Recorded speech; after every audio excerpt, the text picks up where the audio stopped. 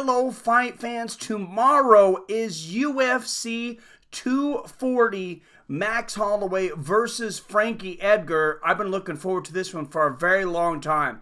I'm Micah Fights, so friends, make sure and hit that like button if you like what I do here. Don't forget to hit that subscribe button if you're not subscribed already, and make sure and ring that bell so you're notified whenever I drop a new video or go live like less than 24 hours from now from UFC 240, Max Holloway versus Frankie Edgar.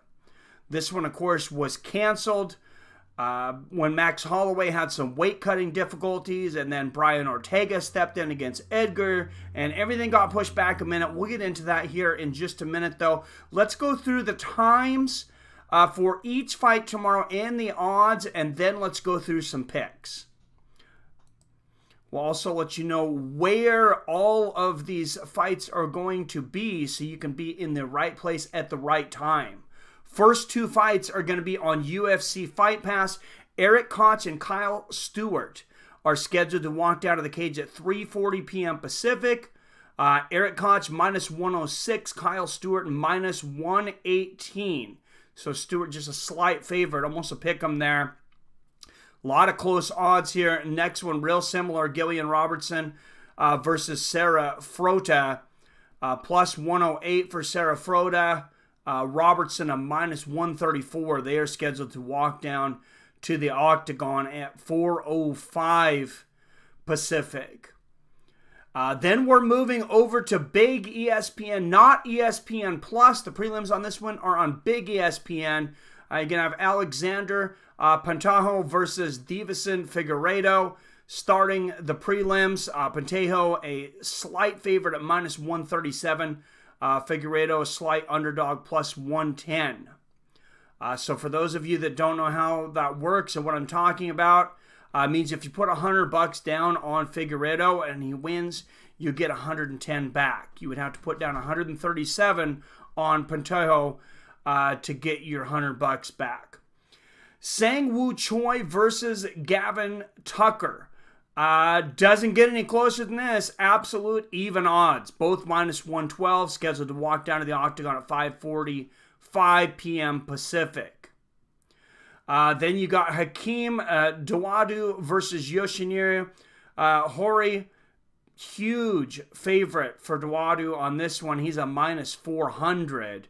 Yoshinari, if you decide to lay down a Benjamin on him, you're going to get 3 back if he's able to pull it off. To wrap up the prelims on ESPN, scheduled to walk down to the cage at 6:45, is Alexis Davis and Vivian Araújo. Plus 160 for Davis. Vivian Araújo is going to be the favorite at minus 200. Let's head into the main card, and I just want to mention for this one is I feel a little bad for our Canadian fans for this one, especially if you bought tickets. The prelims here, they seem kind of watered down.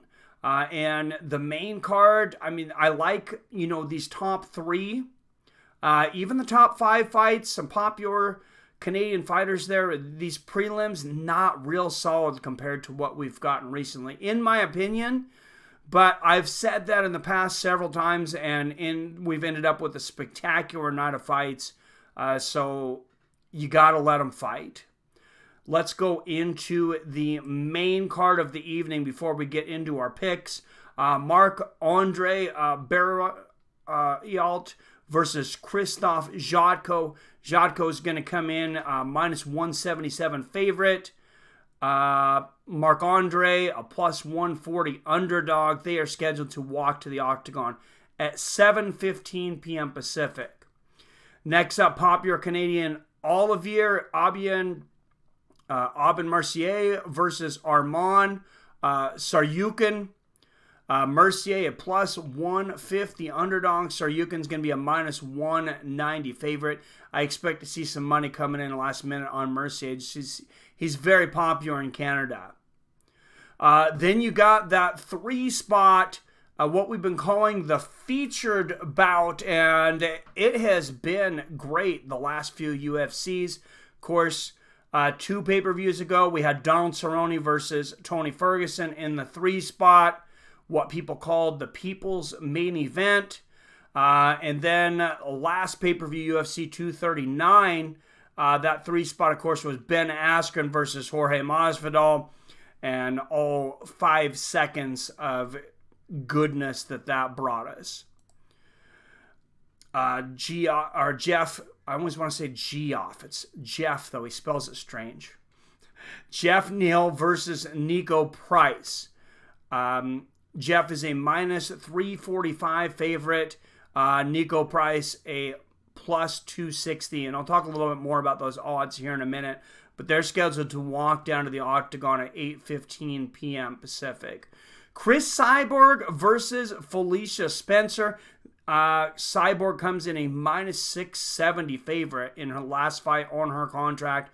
Felicia Spencer plus 450 underdog. They're scheduled to walk down to the cage at 9 p.m. Pacific. And then the main event of the evening, Max Holloway versus Frankie Edgar, scheduled to walk down around 10 p.m. Pacific. Max is going to come in a minus 385 favorite. Frankie Edgar, you're going to get 3 bills back on him for every one you put down. If you think that that's a good bet, and it might be. I'm not taking any action on this card. There's no gimmies in my opinion.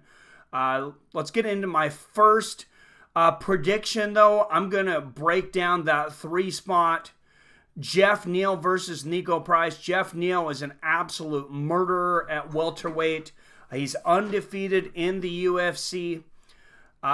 He's beaten a lot of really good guys. Recently, Bilal Muhammad. Nico Price, though, he may not have showed up for picture day, but man, he showed up there at the end against Randy Brown, getting that back fist knockout, hammer fist from his back. I was actually in the crowd there in Boise, Idaho for that one, and it was absolutely crazy. First time it's ever happened in the history of the UFC. This guy has so much power, Nico Price does. I know that the idea is Neal is, if it goes to a decision, he's going to be a big favorite. It really leans towards him. But I, especially at those odds, would not put money down on Neal with the power that Price has. Anything can happen, and he was a pretty sizable underdog, I believe, against Randy Brown before that knockout. Next, the co-main of the evening. I'm just going to break down those 3 fights. Like I said, I wasn't real impressed with the rest of this card, unfortunately. Felicia Spencer comes into the UFC, a big underdog against Cyborg. The UFC, I think, just wants this to be a formality before Chris Cyborg can get in there in the rematch against Amanda Nunes. Cyborg may have different ideas. Spencer's going to want to get this one to the ground, though. We have seen Cyborg being able to be taken down. Some people mentioned, Skyanowski, a fight that she was a big favorite in, was able to take her down. And then the fight against Holly Holm. Holly Holm was largely able to get, double underhooks several times. Felicia Spencer, a better grappler than either of those. She is undefeated, so I wouldn't underestimate her, but I'm not surprised by the monstrosity, if you will, of these odds. If you really believe in Felicia Spencer, you can put down your Benjamin. You get 4.5 back if she wins. I think it's a very, very small chance. I think Cyborg's going to come out. I think she's going to want to impress. And I think she gets the early knockout in this one. I'm going to take Chris Cyborg by knockout, by early in the fight, like first or beginning of the second round. That's my prediction. And then she's going to have to talk contract, because she is in the last fight of her contract. There's been talks about maybe she likes Bellator a little better. She's already got a good relationship with Scott Coker. The relationship with Dana White and the UFC has been strained over the years. It had gotten better, and then there's been some back and forth recently. Again, though, with Dana White saying Cyborg didn't want to fight Nunes, Cyborg saying, I need a contract. Dana says sign a one-fight contract. Cyborg said, well, if I sign a one-fight contract and I win, you're going to be able to keep me on the championship clause. And to that, Dana just said, well, yeah, you're right. So we'll see what happens after that. I don't think Cyborg's counting Spencer out at all from listening to her this week. And for that, that makes me even more confident in Cyborg. Then we're going to get down to the main event of the evening. Max, the blessed one, Holloway versus Frankie Edgar. Been a long time since Max lost at featherweight. Very long time. Of course, just went up to lightweight and challenged Dustin Poirier in a fight that some people thought he won. I didn't think he won. I thought it was very close, though. This is a matchup I've wanted to see for a long time. Frankie Edgar has won 4 of his last 5, dropping the only one, of course, to Brian Ortega. This match was supposed to happen, I believe it was in 2017. I think it's been almost 2 years now. When Max Holloway was having weight-cutting difficulties, wasn't able to fight. Edgar volunteered to stay on the card, gave up his title shot to fight Brian Ortega. Ortega was the first one in Edgar's career to finish him, of course, by knockout. But I've always thought this was an interesting matchup. Edgar's wrestling, his speed. I know Max Holloway, his height, you're thinking his height and his reach are really going to come into advantage in this.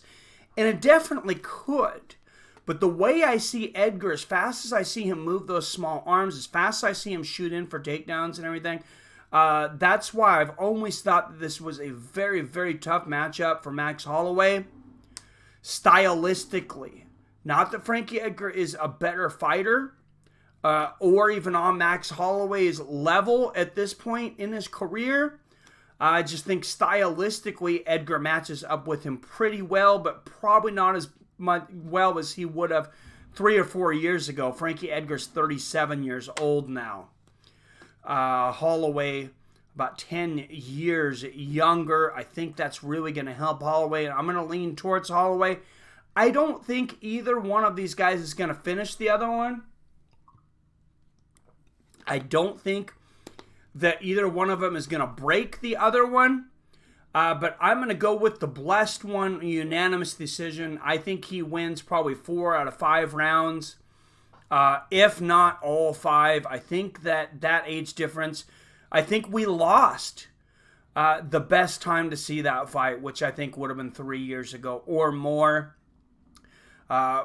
Hopefully I'm wrong. Hopefully it comes out and we see the best Frankie Edgar. If we do, I think he could give Max a good run for his money, but I'm going to take Max Holloway to defend his belt by unanimous decision. Tell me, what do you guys think, though? Do you have any bets on these fights? Do you agree with my picks? Do you agree with me that the prelims are not the strongest? But we're going to start this off with the ESPN prelims tomorrow at 5 p.m. Pacific. So Fights with Friends will go live at 5, possibly before, but not after. So live at 5 for those fights starting on ESPN all the way through to the main event. I hope to see you all there tomorrow. As always, I love you. I respect you. And I'll see your fine asses later.